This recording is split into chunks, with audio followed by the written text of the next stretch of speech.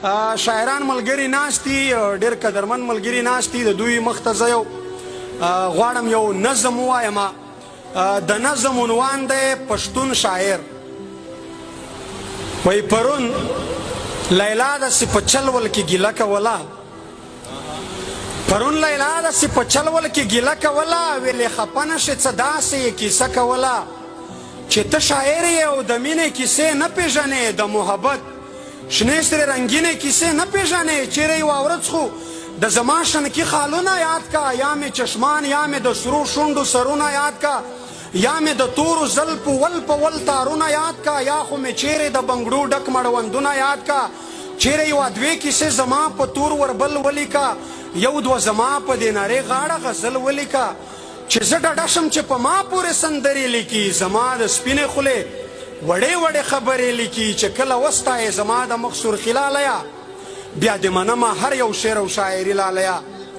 ما هم په غوڅو وچو شونډو ورته مړه وخندل، زړه خو مې نه کېدو په زور مې په ډک زړه وخندل. ما ورته وویل لیونۍ د ستا ګیله په ځای ده، زه یې منمه د ستا هره یوه کیسه په ځای ده. دا هم منم چې د ستا حسن د ستایلو وړ دی، دا هم منم چې د ستا حسن د ستایلو وړ دی، هر یو انداز دې په غزل د یادولو وړ دی.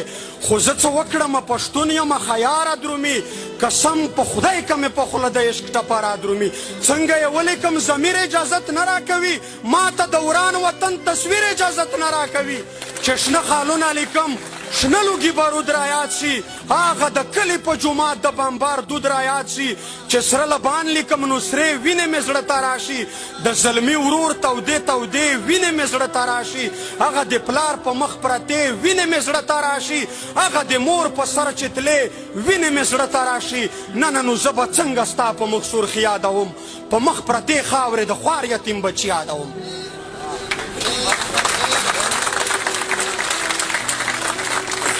اوس زه د ستا د شنو بنګړو ډک مړوندونه یاد کړم، که د ځوانانو په لاسو کې زنځیرونه یاد کړم. اوس ته خدای چې زه د ستا نخرې نازونه یاد کړم، که د کونډو بورو میندو فریادونه یاد کړم. اوس زه د ستا د تورو زلفو تور تارونه یاد کړم، که د افغان ملت نه ډک تور زندانونه یاد. ړنګه ځواني چې یادوم بیا دا خیالونه راشي، دسکي مې زړه ته ړنګ کنډر کنډر کورونه راشي، خیال ته مې هغه لوټې لوټې بازارونه راشي. اوف بیا په خیال کې د خپل کور رنګ دیوالونه راشي. زمونږ په لر او بر افغان کې یمتونه جوړ دي، په هر یو کلي یو هر کور کې متمونه جوړ دي. مونږ خو په یوه ورځ کې له سلو زیات قبرونه جوړ دي، له جنازو نه مو سم لوی لوی کتارونه جوړ دي. د کلي پیغلې د بېلتون په رنځ رنځورې ژاړي، دلته په هر یوه کور کې دوې درې کونډې بورې ژاړي. ستر یې ماتی په یوه بل کور کې مزدورې ژاړي، ټکرې یې پاتې دي په منډو ځي سرتورې ژاړي. بچیان مو ګرځي په کوڅو کې خیراتونه غواړي، په یوه ډوډۍ پسې د ښار واړه کورونه غواړي.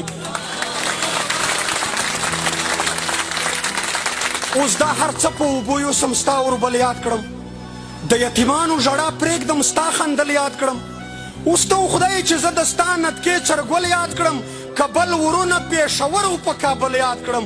څنګه د ځوانانو په لاشونو باندې خپې واړوم، څنګه په دې سویو اندامونو باندې خپې واړوم. ما ته د خپلو شهیدانو وینې زور راکوي، د خړ کمر شهیدان پل په پل پیغور راکوي چې د شهید ارمان د قبر تصویرونه وینم، چې د مرکۍ په دعا اوچت لاسونه وینم. نو په دې خپلې بېوسۍ په چغو چغو ژاړم، د پښتون قام په بربادۍ په چغو چغو ژاړم. لا خو مې هر ته تڼۍ واړه دښمنان ګرځي، زه ورته ګورم د نقیب تور قاتلان ګرځي. ما د طاهر د وړ د سوي بدن پور وانخیست، ما له تر نن بدل د ګران هارون بېلور وانخیست. ما له د خپل قام ننګیالي ځوانان ګټلي نه دي، ما د عارف غوندې تنکي ځوانان ګټلي نه دي. لیلا ما وبخښه خالونه وربل څنګه یاد کړم، لیلا ما وبخښه خالونه وربل څنګه یاد کړم.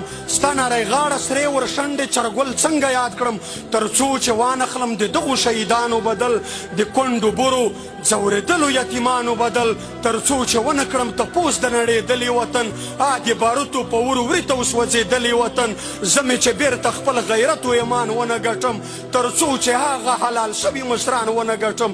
زما نه مه کوه لیلا د شنو خالونو تمه، د ستا په حسن د غزلو او شعرونو شاعرونو تما بیا لیلا سوړس ویلا یې وکړ بیا یې دا وویل په عاجزي یې غرې ونیولې په ژړا وویل چې اوف ما معاف که ګیلې بس که ګیله منه یاره دلر او بر افغان ولس په دردمنه یاره دلر او بر افغان ولس په دردمنه یاره